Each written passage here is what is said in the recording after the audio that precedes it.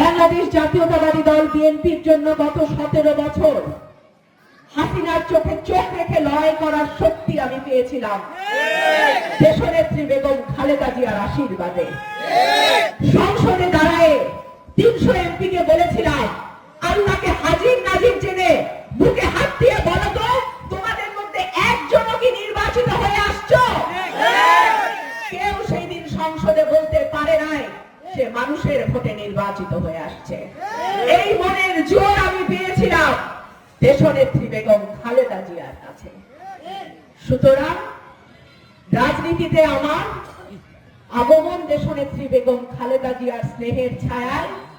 আমি বাংলাদেশে যতদিন রাজনীতি করব, আমি দল মত কিছু বুঝি না, আমি বুঝি দেশনেত্রী বেগম খালেদা জিয়া। আমি কবর পর্যন্ত আমি আমার আপসহীন নেত্রীর রাজনীতি করে যাব।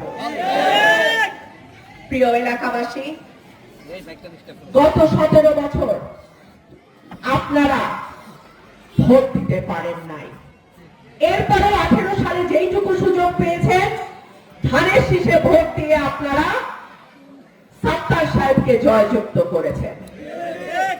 কিন্তু আমি অবাক হয়ে লক্ষ্য করি, বাংলাদেশে 64টা জেলা, কিন্তু আমার এই জেলার মতন, সরাইল এবং আশুগঞ্জের মতন এত অবহেলিত, এত পিছনে পড়া আর কোন জেলা উপজেলা আছে কিনা আমার জানা নাই।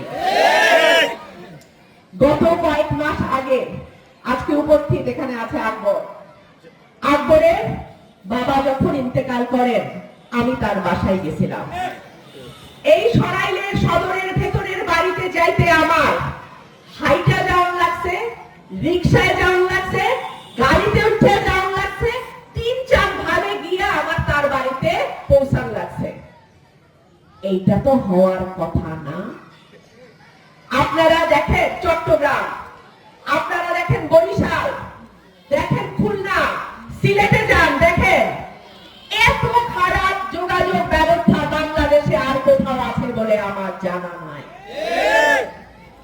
আমি আজকে দেশনেত্রী বেগম খালেদা জিয়ার আদর্শে, তার স্নেহে, তার ভালোবাসায়, তার দোয়ায় এত দূর এসেছি। আপনাদের কাছে আমার অনুরোধ থাকবে, আপনারা সঠিক প্রার্থীকে ভোট দেবেন, আপনারা সঠিক মানুষকে ভোট দেবেন। মনে রাখবেন, আপনার একটা ভোটের দাম 1000 কোটি টাকার সমান। আজকে একটা ভুল ভোট দিবেন, আগামী 100 বছরের জন্য আপনারা পিছায় যাবেন। কারণ একবার যে এমপি হয়, মরার আগ পর্যন্ত আসন আর সে ছাড়ে না। 78 সালে উনি যে সাত্তার সাহেবরে আনছিলেন, 2018 সালের আগে তার হাত থেকে আর নিষ্কৃতি পান নাই। সুতরাং মনে রাখবেন, আপনাদের একটা ভোট কয়েক হাজার কোটি টাকার সমান। এই ভোট যাতে নষ্ট না হয়, এই ভোট যাতে ভুল মানুষের বাক্সে না যায়, এই ভোট যাতে সরাইল আশুগঞ্জকে আরো সামনের দিকে এগিয়ে নিয়ে যাওয়ার ভোট হয়, সেই দায়িত্ব কিন্তু আপনাদের। নির্বাচনের আছে আর 45 দিন, 45-46 দিন, যদি ফেব্রুয়ারি মাসের 12 তারিখে ভোট হয়, তাই তো? আপনারা ওয়াদা করবেন, নির্বাচনের আগে, নির্বাচনের দিন এবং ফলাফল ঘোষণা হওয়া পর্যন্ত আপনার ভোটের পাহারাদার হবেন আপনি। আপনার কেন্দ্রে যাতে প্রতিটা ভোটার ভোট দিতে যায়, সেইটা নিশ্চিত করার দায়িত্ব আপনার। সরাইল আশুগঞ্জের মাটির সাথে আমার ভাগ্য যেমন ওতপ্রোতভাবে জড়িত, আপনার, আপনার পরিবারের এবং আপনার সমাজের ভাগ্য কিন্তু ওতপ্রোতভাবে জড়িত। আপনাদের কাছে আমার অনুরোধ থাকবে, 17 বছর আমরা অনেক কষ্ট করেছি, এইবার যেন ভোট দিয়ে আমরা আরেকবার ভুল না করি, 40-45 বছরের জন্য আমরা আবার পিছায়া যাই। প্রিয় ভাইরা আমার, সরাইল এবং আশুগঞ্জে আমাদের কি নাই?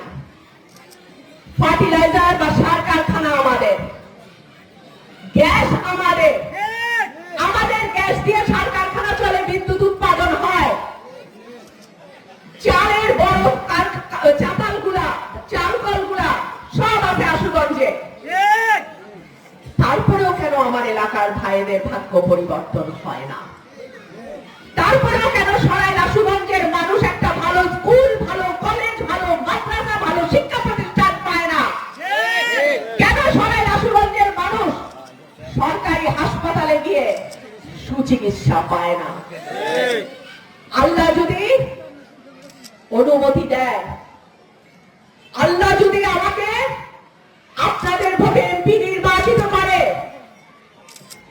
বাংলাদেশের বাইরে তো দূরের কথা, আমার প্রাথমিক চিকিৎসা সরাইল এবং আশুগঞ্জের মাটিতে হবে। আমি দেখতে চাই এমপি যদি সরকারি হাসপাতালে চিকিৎসা নেয়, তাহলে কি করে সরকারি হাসপাতালে ভালো ডাক্তার থাকে না?